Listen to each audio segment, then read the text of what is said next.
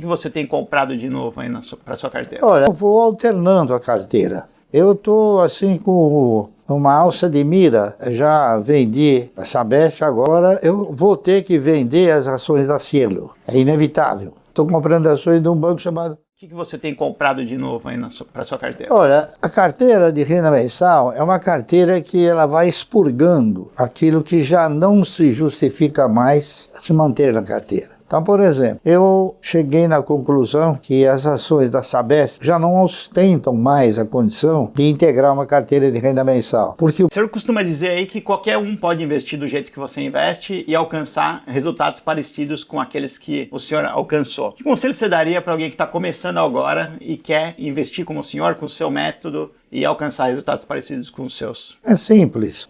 Basta dar início a um projeto como eu tenho, né? Que é o fato de você comprar um pouco por mês. Não precisa necessariamente comprar 1000 ações por mês, mas pelo menos comprar alguma coisa por mês, dentro das suas possibilidades financeiras. Se o cidadão não puder comprar 1000 ações, ele pode comprar 100 ações, ele vai ter o mesmo desempenho, na minha opinião, só que talvez ele vá demorar um pouco mais para alcançar um patrimônio um pouco mais robustecido. Agora, não é o fato dele começar com 100 ações, que serão sempre 100 ações. O produto, o resultado dessas 100 ações, eles irão se multiplicando aquilo que ele vai também comprando, que ele vai desembolsando, que ele vai aportando, e cada vez mais ele vai ter para chegar em resultados parecidos com os dele. Não vai ficar sempre aquelas 100 ações. Agora, o importante é começar, tem que começar. As pessoas perguntam, mas ficam inibidas de começar, de dar início a um projeto como esse. Ainda ontem, eu estava conversando com o senhor, que ele está, quando você está na beira do abismo, você quer fazer alguma coisa, mas você se sente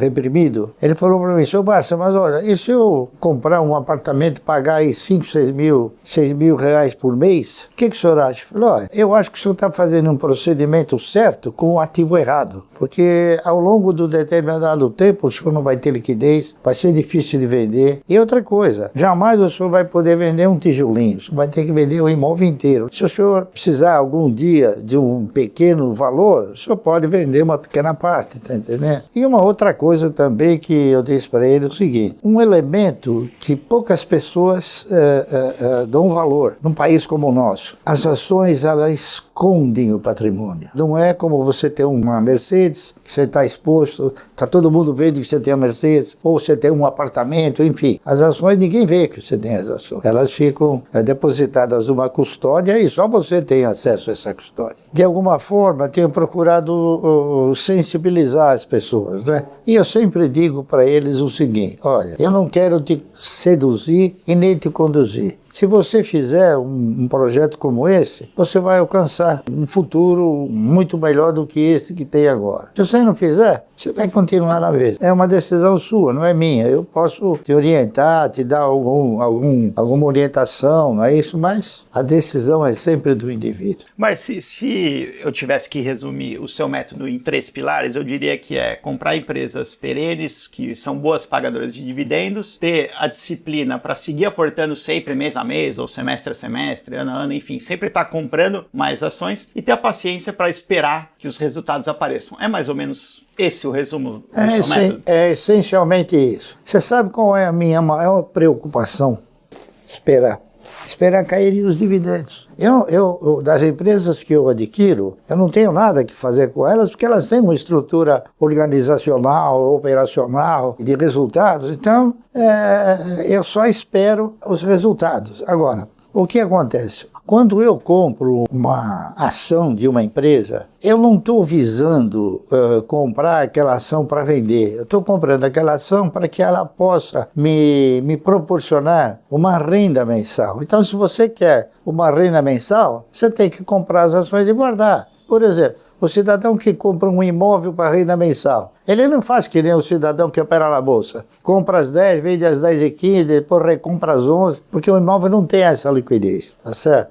Então, o que eu procuro mostrar é que ele tem que incorporar na sua filosofia, ou tem que incorporar a filosofia de que ele não é um acionista minoritário, que ele é um pequeno dono da empresa. E como pequeno dono, ele tem que seguir a trajetória do dono principal. Quer dizer, por exemplo, O Setúbal, ele não vende o banco às 10 horas e recompra às 10h15, enfim. É isso que tem que fazer, tem que se considerar um pequeno dono do banco. Essa é a postura que o cidadão deve exercitar. E para isso, é preciso que haja tempo, que ocorra tempo. Se ele não tem a condição de comprar um pacote de ações capaz de já lhe proporcionar uma renda mensal, então ele vai fazendo isso daí progressivamente e paulatinamente. E é isso, não tem mistério, tá certo? Então, tem que haver o quê? Disciplina. E ele tem que saber que para se alcançar um resultado mais substancioso, tem que ter paciência.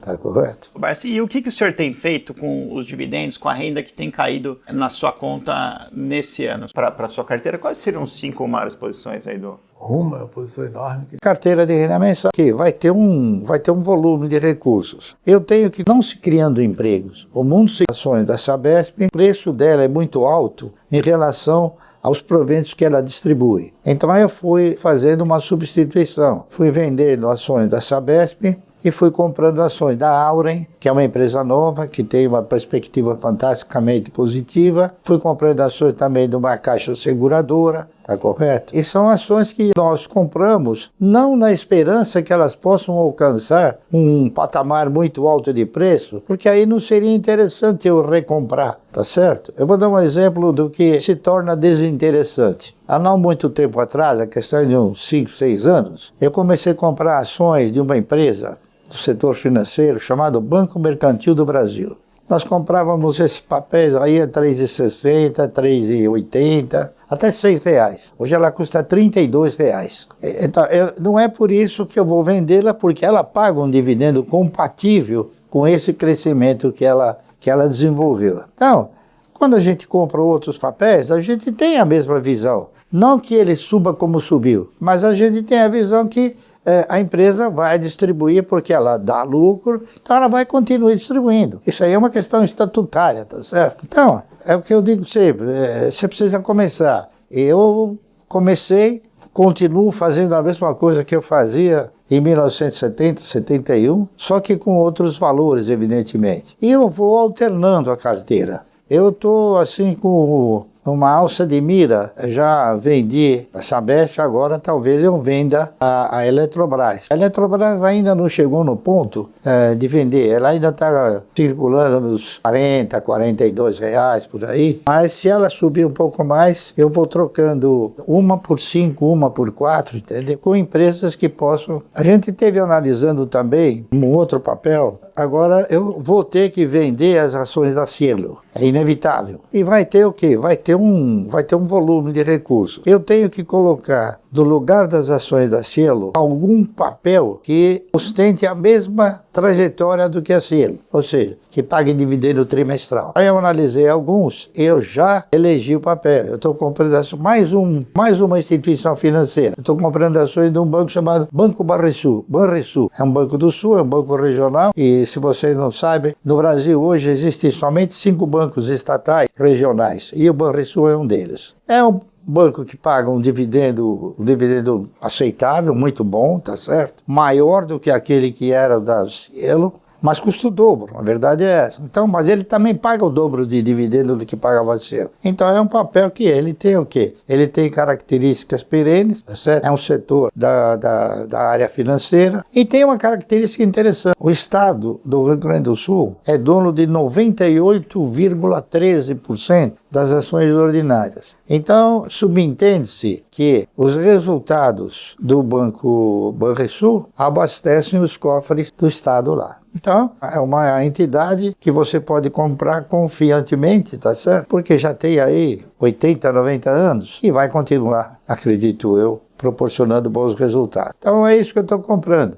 Eu estive analisando também na questão que é muito comentado, né? O minério de ferro da Vale do Rio Doce, mas a Vale do Rio Doce alcançou um patamar também que o yield dela, a remuneração, é muito baixa. Porque, por exemplo, você compra com R$ 62 uma ação da Vale. Se você pegar esses R$ 62 e for comprar, por exemplo, uma ação da Semin, que é uma empresa de mineração da Companhia Siderúrgica Nacional, ela custa R$5. Então você compra 12 ações dessa. Se a Semin der um dividendo de R$1, ele terá dado um dividendo de 12, porque eu tenho 12 ações. O pessoal não entendeu ainda que dividendo você ganha por quantidade possuída, não por valor aplicado, entendeu? Então, é o que eu tenho feito. Então, eu estou ainda rastejando, né, para alicerçar as metas e reprogramar a carteira de clientes, que ela não vai diminuir, ao contrário, ela vai aumentar,